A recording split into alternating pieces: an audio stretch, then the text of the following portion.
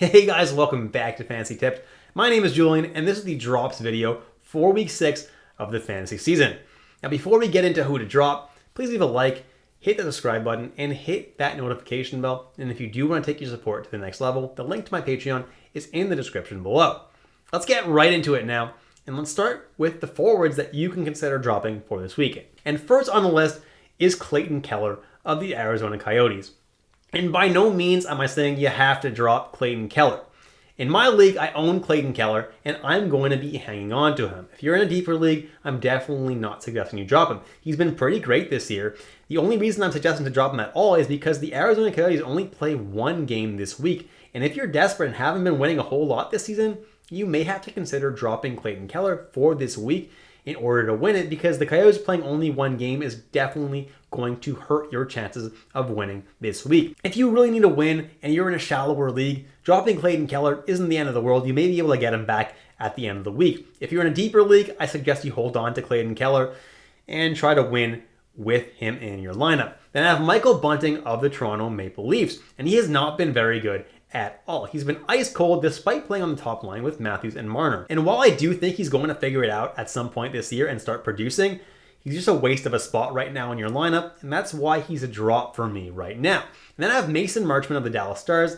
It's really sad that I have him on this list because he started off the season so strong, but the underlying stats are saying that he's going to be somewhere between how he started and how he is now. And that's not that great, in my opinion. I think Marchment is someone that definitely is rosterable in deeper leagues, but if you're in a shallower league and you're still holding on to Marchment, there's definitely no reason to do that right now. Then I have Victor Olofsson, who I did suggest to stream a couple of weeks ago for the off nights that Buffalo had. He's up to 32% roster right now, and unfortunately is being screwed with the current lines that Buffalo is deploying. He's playing right now with Peyton Krebs and with Rasmus Asplund on the third line. That's not that great of a deployment, and he's not even seeing power play one time. So I highly suggest you go and you watch my waiver wire video for this week, and you pick up someone that's going to fit your schedule a little bit better than Victor Olofsson, who's playing on the busy nights this week. Anyway, then I have Jaden Schwartz of the Seattle Kraken, 20% rostered, playing on a line with Matty Beniers, but has been ice cold, and he started off just so strong. Regression was obviously going to come. Now's the time to drop Jaden Schwartz. Jumping into defenseman to drop now, and first on the list is Noah Hanifin of the Calgary Flame. He's been pretty brutal this season, honestly, guys. While he has put up a couple of points in his last couple of games, before that, he did absolutely nothing. His peripherals really aren't good enough to merit holding on your team. He's a drop. And then Damon Severson of the New Jersey Devils. I told you guys Dougie Hamilton was going to have a nice bounce back season. He is. He's getting the top power play time. Severson, completely useless. Drop him. Then I have Nikita Zadorov. And I get it. With the injuries to Calgary's backhand, he's been seeing top 4 defenseman minutes.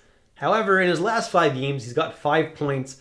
And that's just not something that's going to happen to be sustainable, guys. Zadorov is not an offensive defenseman, and he's not going to be able to continue to put up points. Something that he will be able to continue to do is put up a decent amount of hits, a little bit of blocks, a couple of shots, which makes him ownable in maybe 10% of leagues, but he definitely shouldn't be owned in 21% of leagues. Then I have Mark Giordano of the Toronto Maple Leafs, and at this point, I'm done with him. He has not done anything this year. The peripherals he's putting up are pretty much non-existent, and that's why Giordano is a drop for me at this point.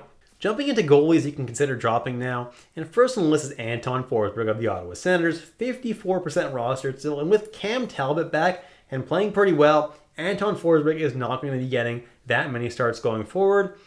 During the time that he was a starting goalie while Talbot was injured, he didn't perform all that amazingly, and that's why he's a drop at this point. Then I have Semyon Varlamov of the New York Islanders, and he is seeing one of every 3 or 4 starts or so, which isn't too bad, and if you're in a super deep league, that's enough for you. But he isn't even playing that well when he is starting, and Sorokin's just playing fantastic, which is why Varlamov should not be owned in almost 40% of leagues.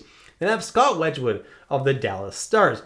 And with Ottinger probably coming back, he is a drop. I wouldn't drop him until Ottinger officially does come back and plays a game, but Wedgwood is pretty useless once Ottinger does come back. Then I have Pavel Francouz, and I'm really not high on Francouz right now at all. Colorado should be utilizing him more than they are. I think he's the better goalie out of the two.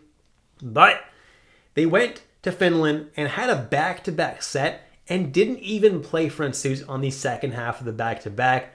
it's not worth holding him on your team at this point because he's not getting starts, and that's why I'm dropping him. Then I have Karel Vejmelka of the Arizona Coyotes, and while he's been pretty good in his last few games, Arizona only plays one game this week. So he'll get the start on Thursday when they play.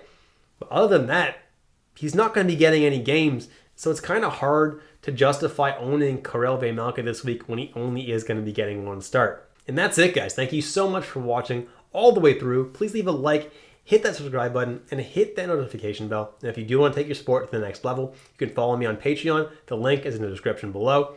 Thanks so much, guys, and I'll catch you in the next episode of Fantasy Tipped.